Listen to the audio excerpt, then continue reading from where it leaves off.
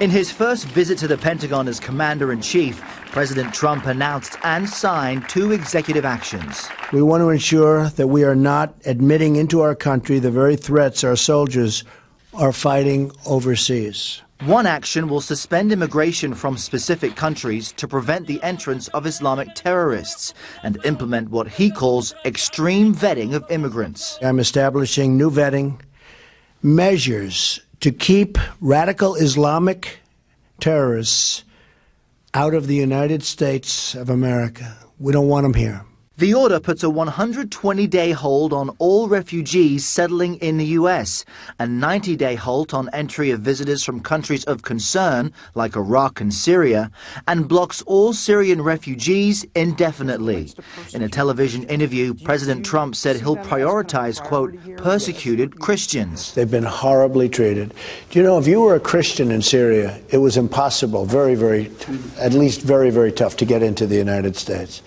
If you were a Muslim, you could come in. Well, thank you, Mr. President. Earlier at the White House, President Trump hosted his first foreign leader, British Prime Minister Theresa May. I think the Prime Minister, first of all, has other things that she's much more worried about than Mexico and the United States relationship. In a joint press conference, Mr. Trump was asked about his hour-long phone call with Mexican President Enrique Peña Nieto. It was a very friendly call. The two have been publicly feuding over who will pay for the proposed wall along the U.S.-Mexico border. We are going to renegotiate our trade deals, and we're going to renegotiate other aspects of our relationship with Mexico.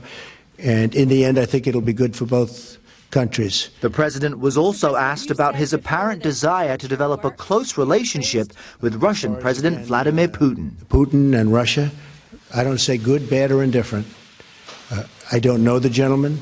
I hope we have a fantastic relationship. Pressed about keeping in place sanctions against Russia, Mr. Trump said he hasn't decided yet.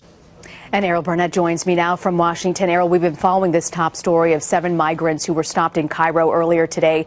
They were prevented from getting on a plane that was bound for the U.S., and we're getting reports of other refugees also detained at other U.S. airports. What are you hearing about the legal fallout right now?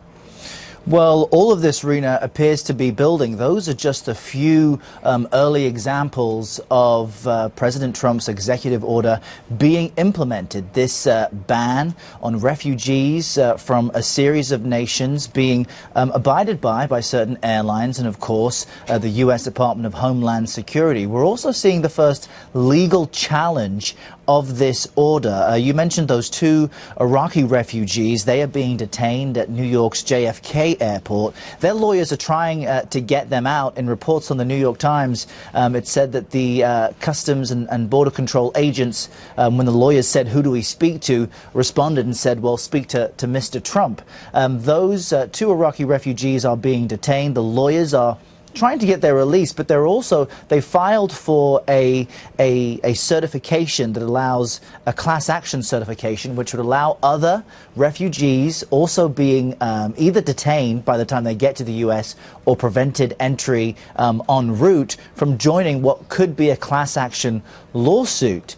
This is the first time this type of law has been implemented. In an interview with CBN, the Christian broadcast network, President Trump also indicated that Christian refugees from Syria, for example, would have priority over Muslims. So it's unclear how this will be enforced, but there is a legal challenge already underway. And on Iranian state media, it's been reported that that country is enraged by this ban of people from its country and will now move to prevent U.S. citizens from entering its country. So we're going to see the ripples of this continue to reverberate throughout the day and over the next few days as people and entities challenge the legality of what Mr. Trump has done. Errol, I have you. I want to switch gears and ask you